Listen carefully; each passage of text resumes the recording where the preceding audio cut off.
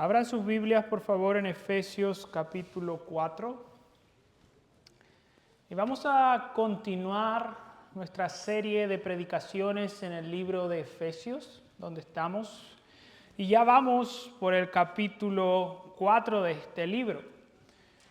Efesios capítulo 4.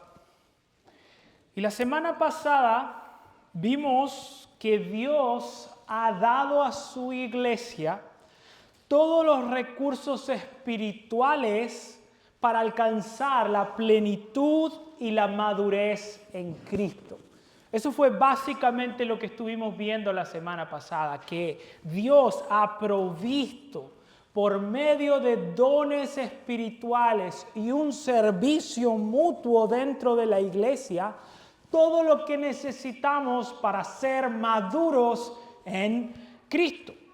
Y el día de hoy quiero que veamos que en los versículos 17 al 24, Pablo va a continuar ese argumento de la madurez, pero con un matiz diferente. Pablo quiere que entendamos que si Dios nos ha provisto todos los recursos espirituales para madurar, entonces efectivamente necesitamos perseguir activamente ese camino hacia la madurez. En otras palabras, ya que tenemos los recursos espirituales para madurar, entonces necesitamos intencionalmente, activamente, buscar y perseguir esa madurez en Cristo. Y justamente los versículos que vamos a estar viendo el día de hoy explican cómo es posible alcanzar la madurez espiritual. Y déjenme hacerle una pregunta. Mírenme, préstenme atención. ¿Quieren madurar espiritualmente? Les pregunto, mis hermanos, ¿les gustaría ser creyentes más maduros? Bueno, entonces tienen que escuchar qué es lo que la palabra dice, cómo es posible madurar. Y lo que dice la palabra del Señor en esta porción es lo siguiente: si quieres madurar, necesitas despojarte del viejo hombre y vestirte del nuevo hombre en Cristo. Y ese es justamente el título de esta predicación. Despójense del viejo hombre y vivan como nuevas criaturas en Cristo.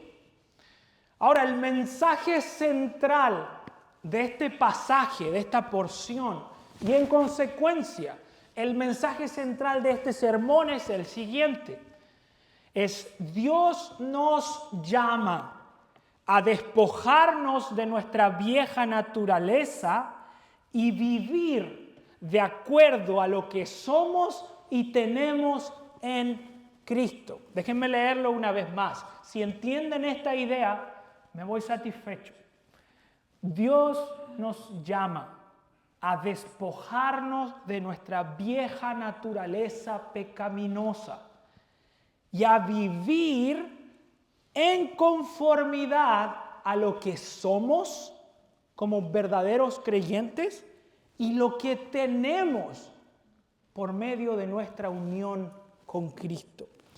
Y para entender este llamado de la palabra, obviamente hay un contraste, hay dos instrucciones en el texto. Lo primero es que tenemos que evitar vivir como el viejo hombre. Y este va a ser el punto más largo de este sermón. Y en segundo lugar, tenemos que vivir conforme a nuestra nueva identidad. Y este punto va a ser un poco más breve porque los dos sermones siguientes vamos a seguir desarrollando este tema de nuestra nueva identidad en Cristo. Y con esto en mente, le pido por favor que tengan sus Biblias ahí en Efesios capítulo 4 y vamos a leer de los versículos 17 al 24. Y sigan por favor la lectura conmigo y al final vamos a orar. Dice: esto digo, pues, y afirmo juntamente con el Señor, que ustedes ya no anden así como andan también los gentiles, en la vanidad de su mente. Ellos tienen entenebrecido su entendimiento. Están excluidos de la vida de Dios por causa de la ignorancia que hay en ellos, por la dureza de su corazón. Habiendo llegado a ser insensibles, se entregaron a la sensualidad para cometer con avidez toda clase de impureza. Pero ustedes no han aprendido a Cristo de esta manera. Si en verdad lo oyeron y han sido enseñados en Él, conforme a la verdad que hay en Jesús, que en cuanto a la anterior manera de vivir, ustedes se despojen del viejo hombre que se corrompe según los deseos engañosos, y que sean renovados en el espíritu de su mente y se vistan del nuevo hombre, en el cual, en la semejanza de Dios, ha sido creado en la justicia y santidad de la verdad. Vamos a orar. Señor, venimos ante tu palabra para ser edificados, bendecidos y poder conocerte más profundamente. Ayúdanos, Señor, a cada uno de nosotros a vivir en conformidad a lo que somos y tenemos en Cristo, Señor. Que nuestro corazón arda, Señor, al ver la santidad a la cual tú nos llamas, Señor. Obra en nosotros por el poder de tu Espíritu, Señor, y te ruego que en mi debilidad me capacites para hablar con fidelidad a tu palabra, Señor. Te lo pido en el nombre de Jesús. Amén. Entonces, mis hermanos, vamos al primer punto de este sermón, que es eviten vivir como el viejo hombre. Y el pasaje comienza en el versículo 17. Les pido que tengan sus Biblias ahí a mano porque vamos a estar yendo constantemente a ella. Y el versículo 17 comienza de esta manera. Dice, esto digo, pues, y afirmo juntamente con el Señor, que ustedes ya no anden así como andan también los gentiles, es decir, los incrédulos, los que no conocen a Dios, en la vanidad de su mente. Y lo primero que podemos notar en este pasaje aquí es el tono con el cual Pablo introduce esta sección.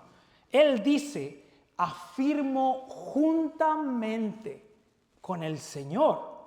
Y es interesante porque Pablo aquí se dirige con la autoridad de Cristo y de una manera muy solemne. Ese es el tono del texto. Es una exhortación solemne con la autoridad de Cristo para decirles, ustedes no pueden vivir como aquellos que no conocen a Dios en la vanidad de su mente. En otras palabras, si Dios nos escogió antes de la fundación del mundo, si estamos sentados en los lugares celestiales juntamente con Cristo, es absolutamente inconsistente vivir como el mundo vive. Nuestra vida no puede amoldarse a la vida de aquellos que no conocen a Dios. Y mis hermanos, ¿saben por qué dentro de la Escritura necesitamos una exhortación así? ¿Saben por qué Pablo le dice estas palabras a una iglesia ¿Saben por qué Pablo le tiene que recordar esto a los creyentes? Porque aún los cristianos siguen estando en peligro de volver a sus viejos hábitos pecaminosos. Los creyentes siguen siendo tentados a conformarse al mundo. Por eso, tú y yo necesitamos escuchar esta exhortación. Y Pablo nos dice una razón. ¿Por qué no podemos vivir como los incrédulos? Dice Pablo aquí, porque ellos andan en la vanidad de su mente. Y aquí la palabra vanidad quiere comunicar la idea de algo vacío, de algo sin propósito. Y es la misma palabra que se repite en el libro de Eclesiastés. Vanidad de vanidades.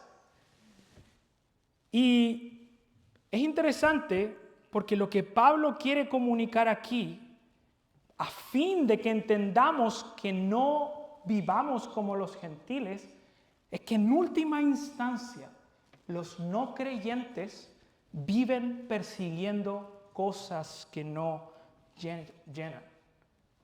Los que no conocen a Dios buscan llenar su vida de cosas que les den sentido. Puede ser el dinero, puede ser el placer, puede ser sus hijos, puede ser la fama, puede ser tener seguidores, pero ¿sabes qué te deja eso al final? ¿Sabes cómo quedan las personas que viven persiguiendo eso? Vacías. No llenas de propósito, pueden alcanzar a los 27 años la fama, tener toda a su disposición y ¿sabes cuál es su respuesta? Suicidarse. ¿Por qué? Porque la vida sin Cristo carece de propósito, de sentido. Y eso es lo que Pablo nos está diciendo en este pasaje.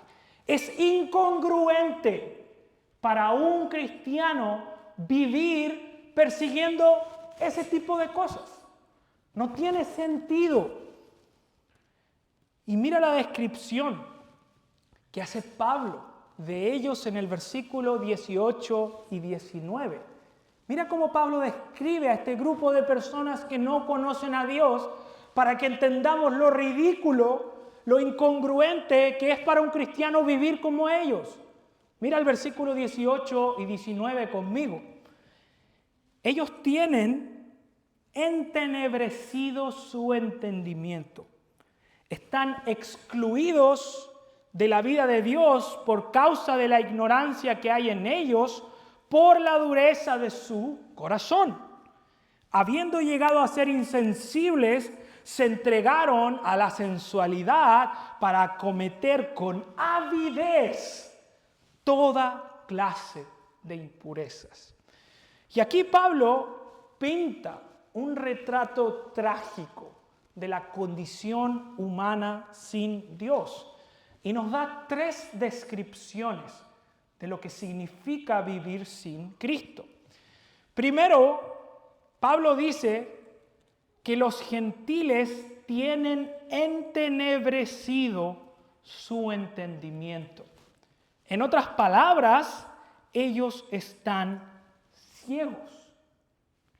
Y el pecado ha afectado de manera tan profunda su realidad que son incapaces de ver y razonar correctamente. Sus mentes están en tinieblas, están cegados. Ahora, ¿saben qué es lo trágico de esta clase de ceguera? ¿Saben qué es lo más terrible de la ceguera espiritual? Que el ciego cree que ve. El ciego quiere ayudar a guiar al resto Y dice Jesús que cuando un guía ciego guía a otro a otro grupo, ¿qué sucede? Caen al hoyo, ¿no? Caen hacia la destrucción. Porque al menos el ciego físico sabe que está ciego. Pero este no. Este no sabe. Y la realidad es que su pecado ha afectado tan profundamente su vida que ni siquiera puede ver su ceguera. Y eso es lo primero. Ahora, en segundo lugar, dice Pablo, ellos están excluidos de la vida de Dios por causa de la ignorancia que hay en ellos, por la dureza de su corazón. Y ellos no solo están ciegos, también están excluidos de la vida de Dios. Y Pablo explica que la razón de esa ignorancia es la dureza de su corazón. Y la palabra dureza en este pasaje puede traducirse como encallecido, que ha formado una costra, un callo. Y quiero, para ayudarles a entender esto, quiero que piensen en todos nuestros hermanos que trabajan o han trabajado alguna vez en construcción. ¿Cuántos de ustedes aquí, hermanos, o quizá alguna hermana, ha trabajado alguna vez en construcción? Varios, ¿no? Y si le preguntas a un constructor, no les voy a pedir que busquemos las manos de los hermanos que trabajan en construcción, ¿cómo estaban sus manos antes de empezar a trabajar en construcción? Seguramente se veían y sentían muy diferentes. ¿Por qué? Porque gradualmente cada herramienta, cada ladrillo, cada bloque, cada material en sus manos fue endureciendo la piel de sus manos, ¿cierto? Entonces ahora pueden tomar cosas y ya su piel está más gruesa y en algún sentido menos sensible. Ahora, lo que Pablo nos está diciendo es que el corazón de un incrédulo, a causa del pecado, gradualmente se ha vuelto insensible. Poco a poco, gradualmente ya no siente como antes sentía. Se vuelven insensibles a la culpa por el pecado, se vuelven insensibles a la verdad y se vuelven insensibles a la voz de Dios. Y la triste realidad es que una persona insensible a la voz de Dios termina, y aquí llega el texto, entregada a la sensualidad para cometer con avidez toda clase de impureza. Y esa es la tercera descripción de los no creyentes. Ellos están entregados a su pecado.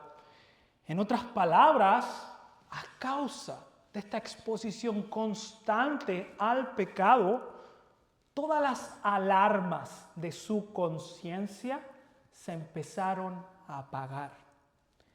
Y ya no luchan contra el pecado, sino que se entregan para cometer toda clase de inmoralidad. Y ese es nuestro mundo, ¿no? La gente que nos rodea, entregadas al desenfreno, a toda clase de impurezas, especialmente en su sexualidad. Si hay un quizás síntoma de la depravación de nuestra sociedad y nuestro mundo, es cómo ven la sexualidad, ¿no? Lo que la gente acepta, lo que la gente persigue, en público y en secreto. Y fíjense la palabra que usa Pablo aquí. Dice, para cometer con avidez. Es decir, se entregan con un apetito insaciable a la búsqueda de más y más placer. Y no olviden lo del comienzo, ellos tienen vanidad en su mente. Por tanto, persiguen, pero no llenan. Pero no encuentran la paz que están buscando. Ellos viven para satisfacerse a sí mismos y para vivir en sus propios deseos. Y fíjense el diagnóstico del no creyente. Están ciegos, están separados de Dios y están entregados a su pecado. Y lo que Pablo quiere que entendamos al presentarnos este diagnóstico tan crudo de la realidad de los no creyentes es que para un cristiano es absolutamente incoherente vivir como uno de ellos. Es incoherente. No es algo que tenga lógica alguna. Alguien que ha sido transformado en su mente, en su corazón y en su conducta por la obra del Espíritu Santo, no puede vivir como un ciego, un muerto y entregado al pecado. No puede. Es ilógico. Eso es el propósito que creo que Pablo incluye esta imagen aquí. Hay algo radicalmente opuesto entre alguien que conoce a Dios y alguien que vive en la ceguera de su pecado. Y es importante, y quiero que me escuchen por un momento y me presten mucha atención. Si escuchan esta parte, después pueden ir por sus mentes donde quieran, pero no pierdan esto. Y no importa si son miembros, si sirven en la iglesia o si simplemente asisten. Si alguno de ustedes anda como el mundo anda, habla como el mundo habla y vive como el mundo vive, si ustedes aman lo que el mundo ama, entonces no son creyentes. No son creyentes. Y no porque yo lo diga, porque el que ama el mundo, el amor del Padre no está en él. Déjenme leerlo de nuevo. Porque el que ama el mundo, el amor del Padre no está en él. Primera de Juan 2:15. Aún cuando confieses con tus labios que crees en Cristo, lo estás negando con tus acciones. Y en el día del juicio, estas serán las palabras de Jesús para ti. No todo el que me dice, Señor, Señor, entrará en el reino de los cielos, sino el que hace la voluntad de mi Padre que está en los cielos. Escuchen las palabras de Jesús. Muchos me dirán en aquel día, Señor, Señor, ¿no profetizamos en tu nombre? Y en tu nombre echamos fuera demonios, y en tu nombre hicimos muchos milagros. Entonces les declararé, y escucha, estas son las palabras de Jesús. Jamás los conocí. Apártense de mí los que practican la iniquidad. Mateo 7, 20 al 23. La Biblia, mis hermanos, nos manda examinarnos. Nos manda a probar. Cada uno pruebe si está en la fe. Y si les digo esto, es porque si hay algo que yo no desearía para alguno de ustedes, es que estén engañados. Es que el pecado los tenga cegados y crean que porque asisten a la iglesia, porque hacen un par de cosas, son creyentes. Porque eso no es lo que la Biblia enseña. La Biblia nos manda a preguntarnos, ¿has nacido de nuevo? ¿Has confiado en Cristo como tu único y suficiente Salvador? ¿Has abrazado la única esperanza que hay para la humanidad, que es Cristo crucificado, y confiar en Él? Yo no quiero, mis hermanos, que ninguno de ustedes pase la eternidad en el infierno por no oír esta advertencia, por no escuchar lo que el Espíritu está diciendo en su palabra. No podemos vivir como el mundo y creer que vamos a ir al cielo. Cree en Cristo, arrepiéntete de tus pecados y hay esperanza para ti. Hay promesas de vida eterna y ese será tu salvación. Ahora, mis hermanos, para aquellos de nosotros que tenemos la certeza de que Cristo verdaderamente nos ha salvado y nuestra vida da fruto con una evidencia de esa salvación, este pasaje también nos confronta. ¿Por qué? Porque nos debe llevar a pensar profundamente en nuestra vida. Pregúntense, sean honestos. ¿Es evidente para otros, cuando te conocen, que tú no vives como ellos? ¿Es evidente cuando tú hablas que lo que sale de tu boca refleja a tu Señor? ¿Es evidente en cómo reaccionas, que tienes reacciones gobernadas por el Espíritu Santo? Si alguien no te conociera, no supiera, no sabe nada de ti, ¿podría ver por tu conducta que eres un discípulo de Jesús? ¿Qué pensarían de ti cuando te ven? Cuando te ven trabajar, cuando te ven tratar a tu esposa, cuando te ven relacionarte con otros. Y mis hermanos, la palabra quiere advertirnos. Los creyentes corremos el peligro de que nuestra vida se amolde al mundo. Aún hay un peligro para nosotros de priorizar lo que el mundo prioriza, de amar lo que el mundo ama y en muchas maneras no vivir en conformidad a lo que somos en Cristo. Y quisiera invitarles por un momento a meditar en algo particularmente relevante para nosotros en este contexto, incluso más específicamente en este país. Mi hermano, ¿qué es lo que más te preocupa? ¿Cuáles son las cosas que te quitan el sueño?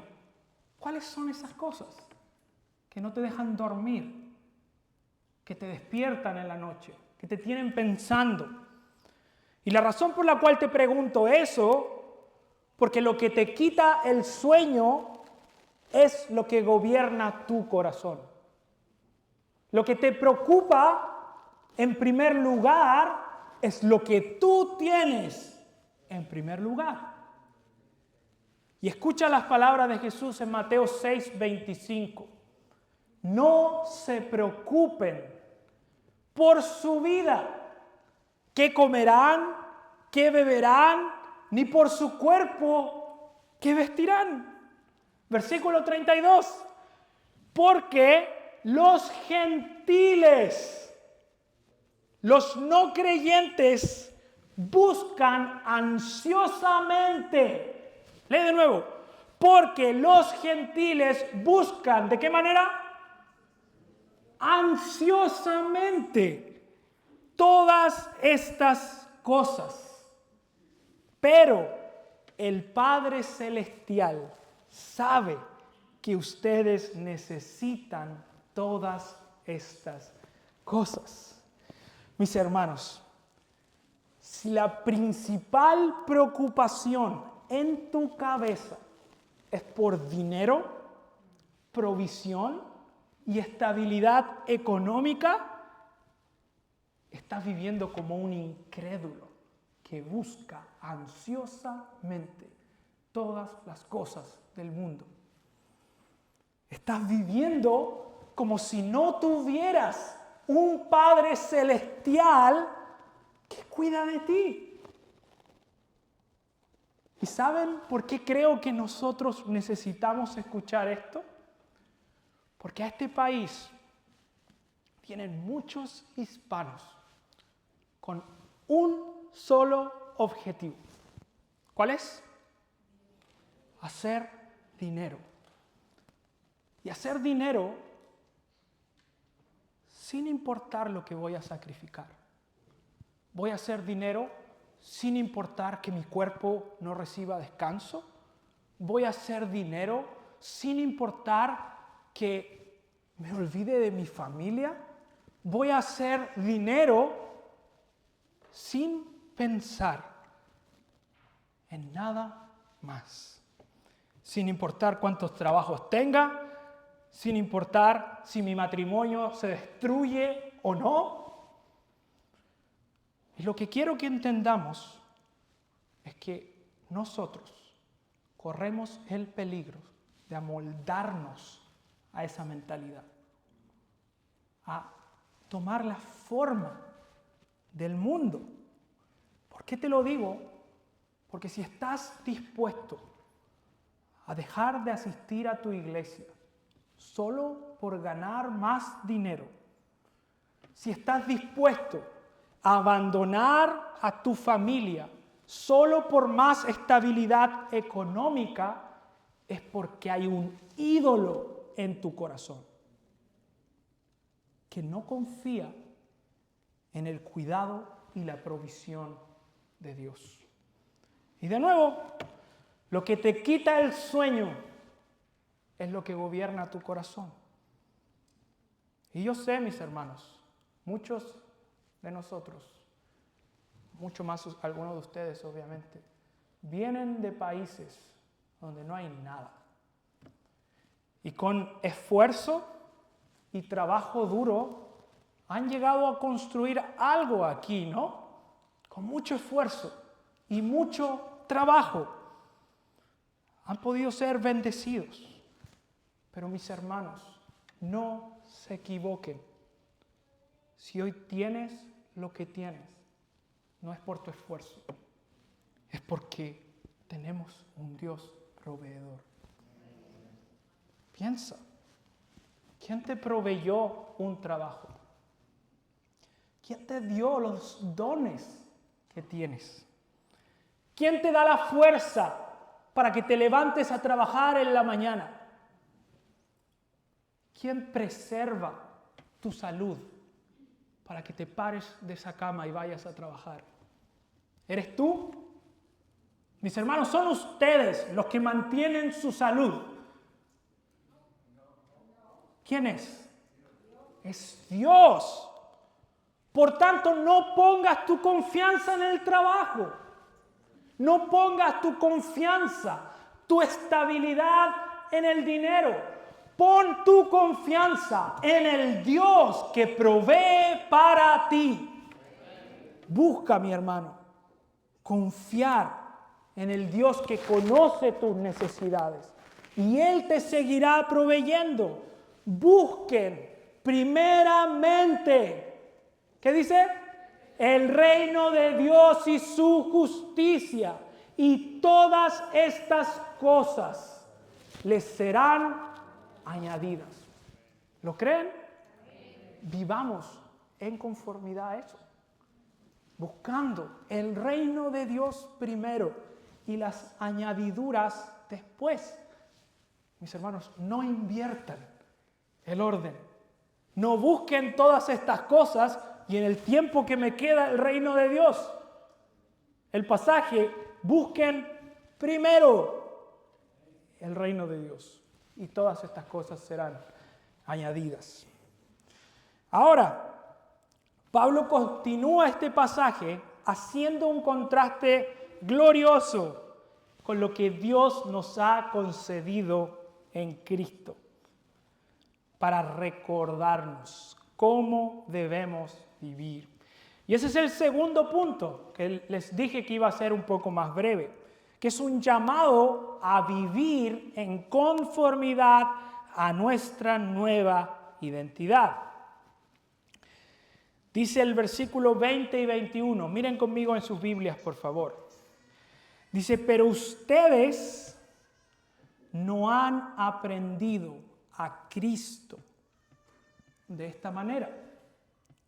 Si en verdad, o pudiéramos traducir mejor, ya que en verdad lo oyeron y han sido enseñados en Él, conforme a la verdad que hay en Jesús.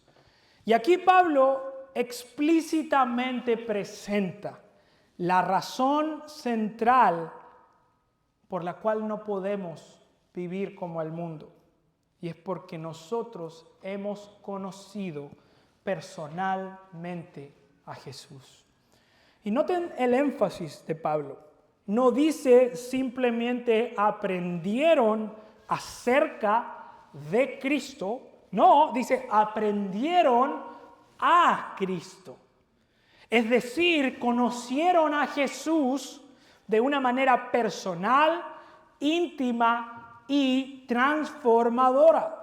Y es esa relación con Cristo, esa unión vital entre el creyente y Cristo, la cual es la fuente de su nueva identidad y naturaleza. Y mis hermanos, el cristianismo no es un conjunto de reglas. El cristianismo no se trata de portarse bien. El cristianismo es una relación viva con el Cristo resucitado. Y Pablo les recuerda a los efesios que ellos en verdad fueron enseñados en Él conforme a la verdad que hay en Jesús. Eso es lo que dice el pasaje. En otras palabras, ellos habían recibido como nosotros lo que significaba ser cristianos y vivir en unión con Cristo. Y de los versículos 22 al 24, Pablo expande el significado de lo que significa, valga la redundancia, vivir como cristiano. Son 3 enseñanzas, vemos aquí, que nos recuerdan lo que ya tenemos en Cristo. Eso es el fin de estos textos. Y primero, los cristianos hemos aprendido a despojarnos de la vieja naturaleza. Lean conmigo el versículo 22. Dice, en cuanto a la anterior manera de vivir, ustedes se despojen del viejo hombre que se corrompe según los deseos engañosos. Y lo que Pablo nos recuerda aquí es que los creyentes no somos esclavos del pecado. Ya no tenemos la condenación en Adán. Por tanto, podemos despojarnos del viejo hombre. Podemos quitarnos nuestra vieja naturaleza porque en Cristo hemos sido hechos libres. Ahora, ¿qué significa exactamente despojarse del viejo hombre? Y despojarse del viejo hombre significa aprender a pelear activamente contra los deseos de nuestra carne. Es renunciar activamente a todo a lo que pertenecía a nuestra vida pasada y no dar espacio para que el pecado sea alimentado o gobierne en nosotros. Entonces, déjenme darle un ejemplo. Si hay alguien aquí luchando con la tentación sexual, no proveer para los deseos de la carne significa evitar o quitar cualquier cosa que alimente esa tentación. Tal vez significa no tener ciertas aplicaciones en tu celular, o quizás ni siquiera tener un celular inteligente. Quizás implica no tener televisor. Quizás implica cortar ciertas relaciones.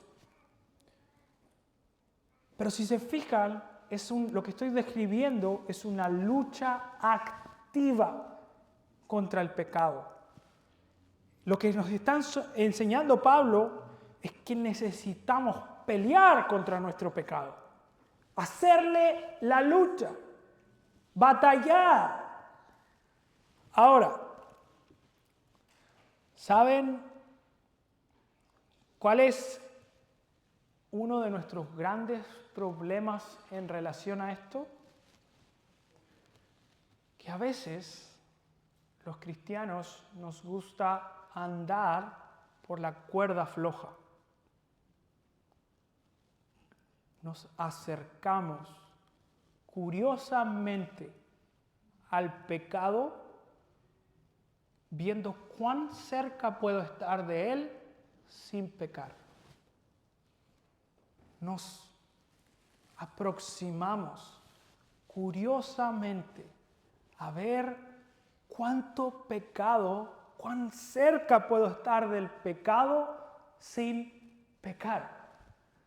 Y ven que el solo hecho de decirlo ya suena ridículo en algún sentido.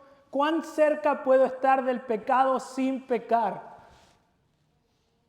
Mis hermanos, si hay algo que necesitamos hacer es huir de la tentación, de cualquiera sean tus tendencias, no solo en el ámbito de la lujuria. Si eres una persona que tiende al enojo, bueno, cuídate de esas circunstancias que te provoquen enojo. Si eres una persona que tiende a la ansiedad, bueno, no alimentes las cosas que te provocan ansiedad. Pero el punto de Pablo es que luchemos activamente contra nuestro pecado. Y una vez leí esto, que me llamó mucho la atención, pero no es mío.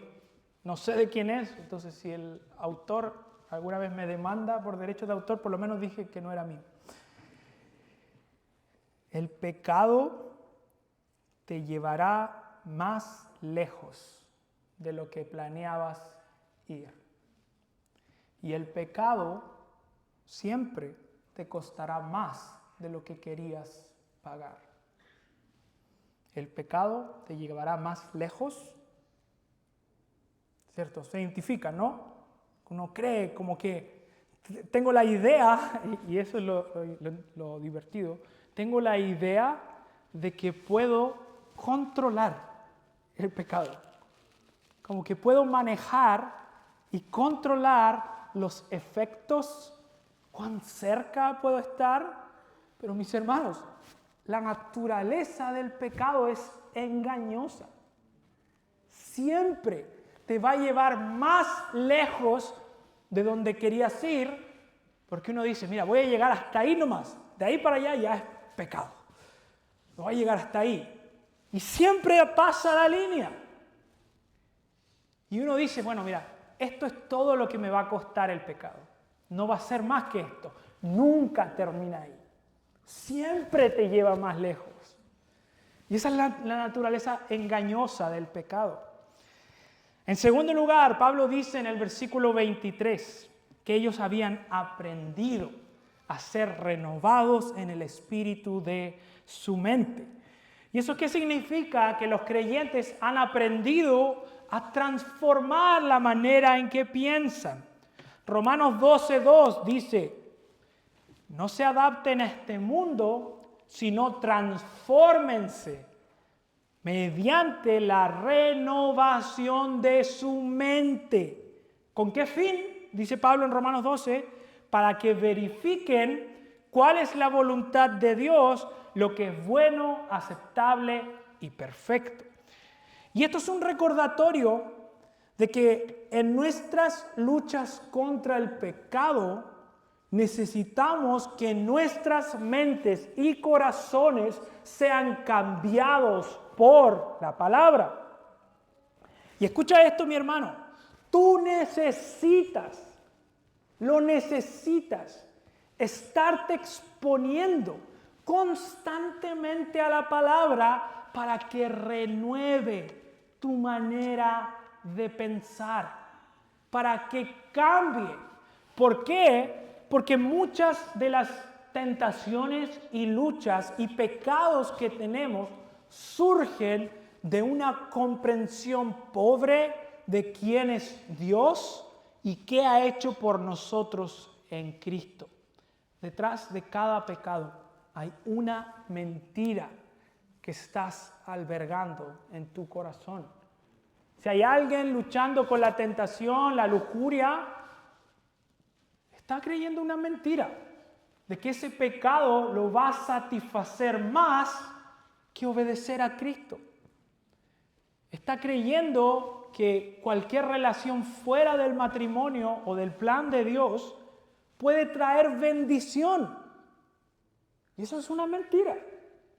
Es falso. Y esa es la naturaleza engañosa del pecado. Y por eso necesitamos constantemente estar renovando nuestro entendimiento.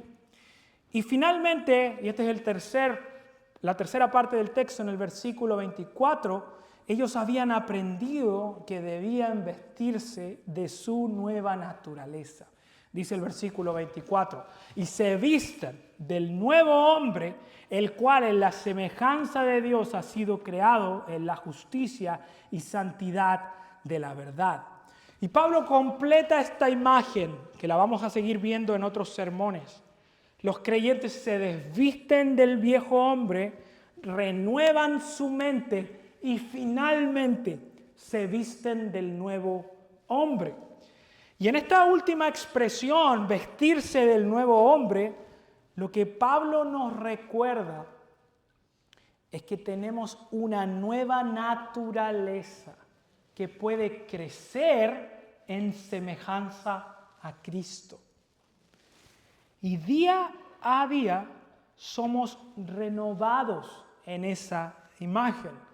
Mis hermanos, cada área donde crecemos en santidad es porque gradualmente nuestra distancia entre nosotros y Cristo se acorta en cuanto a su santidad. Gradualmente me voy acercando a parecerme más y más a Cristo. Y obviamente ese es el camino de la santificación. Y los creyentes deben buscar intencionalmente parecerse más a Él. Y eso es parte de lo que vamos a estar también observando en los próximos sermones. ¿Cómo se ve ese proceso en la práctica? Y por ahora solo quiero concluir con esto. No quiero que se vayan de aquí pensando que Efesios nos llama a ser mejores personas. No quiero que salgan de este lugar pensando que necesitan simplemente esforzarse más. Lo que Efesios 4 nos recuerda es quiénes somos en Cristo. Y me encanta cómo lo dice Hebreos 12:1. Y miren por favor la coincidencia en el lenguaje. Hebreos 12. Dice, por tanto, puesto que tenemos en nuestro derredor tan grande nube de testigos, despojémonos también de todo peso y del pecado que tan fácilmente nos envuelve. Y corramos con paciencia la carrera que tenemos por delante. Ahora, escuchen aquí, porque esto quiero que lo vean. Puestos los ojos en mí. ¿Así dicen sus Biblias? Puestos los ojos en Jesús, el autor y consumador de la fe, quien por el gozo puesto delante de él soportó la cruz, despreciando la vergüenza, y se ha sentado a la diestra del trono de Dios. Mis hermanos, ¿cómo es posible vivir despojándose y persiguiendo esta nueva vida en Cristo? Bueno, mirando hacia Cristo. Mira lo que Él ha hecho por ti. Recuerda la salvación que Él te ha concedido. Recuerda quién es tu Señor. Dios hecho hombre, crucificado, pero hoy resucitado y sentado a la diestra de Dios, intercediendo por cada uno de ustedes para que vivan en santidad. Y mi hermano, cuando caigas, cuando falles, cuando peques, la misma gracia que te perdona, también es la gracia que te levanta y te llama una vez más a despojarte del viejo hombre y vivir como una nueva criatura en Cristo. No dejes que tu pecado te condene, que tu pecado sea un impedimento para seguir creciendo, porque para los que están en Cristo Jesús ya no hay condenación. Entonces hay esperanza para ti y para todo aquel que mira hacia el autor y el consumador de nuestra fe. Vamos a orar. Señor, gracias por este tipo de advertencias, Señor, que a mi propio corazón hace estremecerse, Señor. Este tipo de advertencias que nos mandan a tomar una pausa, a mirar nuestras vidas y buscar activamente a huir del pecado y la tentación, Señor. Ayúdanos, Señor. Tú conoces que somos polvo. Tú conoces nuestra debilidad. Ayúdanos, Señor. Ayuda a que, entendiendo nuestra pecaminosidad, podamos dirigirnos a ti, buscarte, buscar apoyo de otros, confesar nuestros pecados y buscar la restauración. Clamamos, Señor, que obres en nosotros por el poder de tu Espíritu. Te lo rogamos en el nombre precioso de Jesús. Amén.